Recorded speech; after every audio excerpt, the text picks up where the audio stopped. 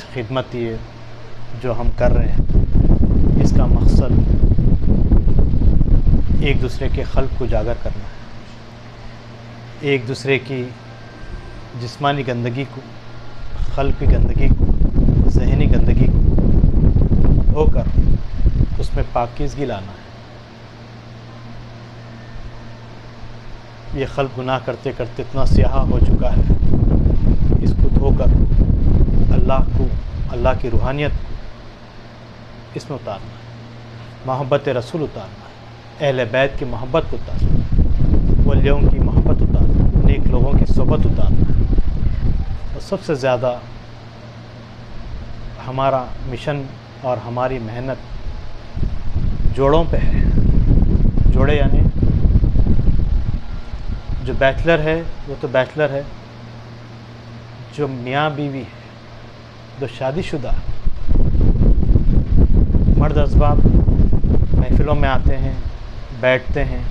سنتے ہیں اور سیکھتے ہیں۔ گھر میں جو عورتیں ہیں ان کے پیچھے آج کے ماحول کے حساب سے بہت بڑی محنت عورتوں کے پیچھے کرنا ہے، نوجوان بچوں کے پیچھے کرنا ہے۔ ایک عورت بگڑ جائے تو خاندان بگڑ جاتا ہے، نسل بگڑ جاتی ہے۔ ایک شخص بگڑا، ایک مرد بگڑا تو صرف واحد وہی بگڑتا ہے۔ تو ذکر اذکار جو یہاں کیے جاتے ہیں، سب سے پہلی چیز ہماری التجا ان بہنوں سے ہے،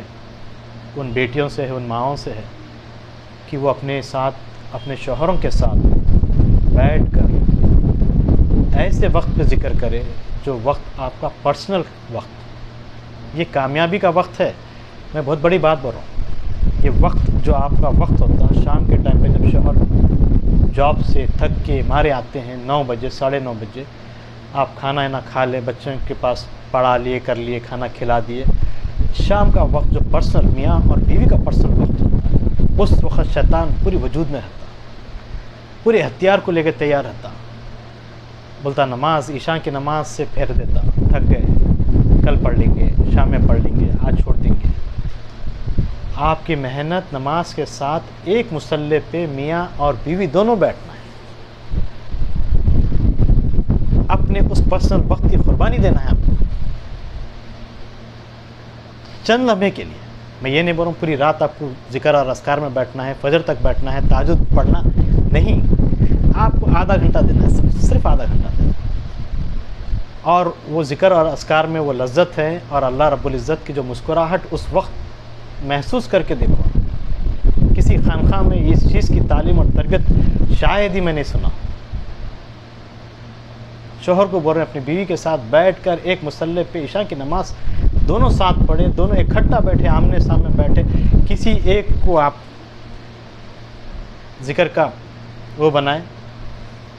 آپ ذکر کریں، آپ کے ذکر کے ساتھ بیوی کو یا بچوں کو لے کے آپ ذکر میں ذکر ملا کر آپ ذکر کریں۔ اس کے بعد دونوں کی روحانی کیفیت دیکھیں، کیا کیفیت رہے، وہ گھر کا کیا حال ہوگا، وہ ماں کی کوکھ کیسی ہوں گی، بچوں کی تربیت کیسی ہوں گی۔ چپکے ہی ہندل والی سرکار جیسی شخصیت پیدا نہیں ہوئی جس کی ماں اپنے کوکھ میں رکھنے کے بعد قرآن کی تعلیم اور تربیت اور پڑھا کرتے تھے۔ چپکے ولیاں جو ہے نا، ماں پیٹ جو ہے نا، حافظ قرآن نہیں نکلے۔ بڑے پیر پیرانے پھر غوث اعظم دستگیر رحمۃ اللہ علیہ سرکار کو جب لے کے گیا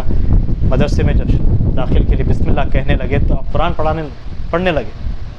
تو ویسے مائیں تھے، اسی لیے ان کی نسلیں ایسی نکلی۔ تو ہمارے خانقاہ کی محنت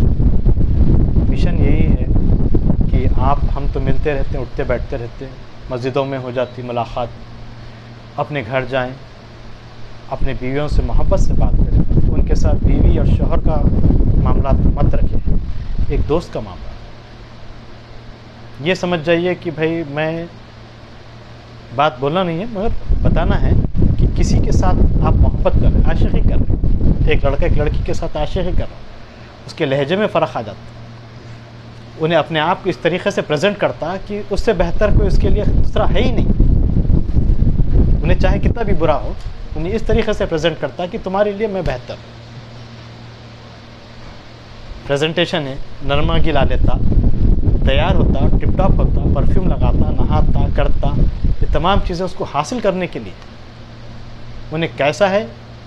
اس کو بھی معلوم ہے، اس کے دوست صاحب کو۔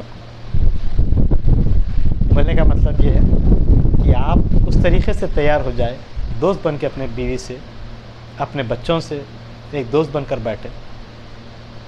اس کے بعد ذکر کر کے دیکھیں اللہ رب العزت اس گھر کو اگر آباد نہ کر دے تو بولنا ان کی نسلوں میں نیک وکار اور ولیاں پیدا نہیں ہوتا۔ اللہ رب العزت ایسے نیک وکار گھرانوں میں دو چیزوں سے عطا کرتا ہے۔ ایک بہت بڑی چیز ہے ولی اور ولی صفت، ولی صفت۔ دوسری سعادت، اور اس طریقے سے نواز دیتا صدقہ دینے والا، کبھی ان کے پاس کسی چیز کی کمی نہیں ہوتی، دیتے رہتے، کسی چیز کی کمی نہیں، چاہے وہ علم سے ہو، دولت سے ہو، صحت سے ہو، خوشیوں سے ہو، اللہ کی عطا آ جاتی، اللہ اس چیز سے نوازتے رہتے، مگر اس کے لیے محنت ہے، اور اسی محنت کے لیے آپ کو ہم کو یہاں جمع ہونا ہے۔ تو بہت بڑی بات ہے آج کی محفل میں آپ تمام آئیں۔ تو آج ہم ابھی ذکر جو کریں گے اللہ رب العزت اس کو قبول کرے، اور یہ ذکر اذکار جو ہے نا آخر مصطفیٰ صلی اللہ علیہ وسلم کی ایک باطنی سنت ہے۔ ظاہری سنت کو تقریباً لوگ جانتے ہیں، ظاہری سنت کیا ہے، اس سے وابستگی ہے۔ باطنی سنت یہی ہے کہ آپ کا قلب اور آپ کی زبان ایک لمحے کے لیے اپنی زندگی بھر میں کبھی خالی نہیں رہی، یہاں تک کہ آپ سوتے رہے تو بھی قلب ذکر کرتا رہا، زبان ذکر کرتے رہی، یہاں تک کہ اماں جان عائشہ رضی اللہ تعالیٰ بتائیں کہ آخر مصطفیٰ صلی اللہ علیہ وسلم ایک دن ضرورت سے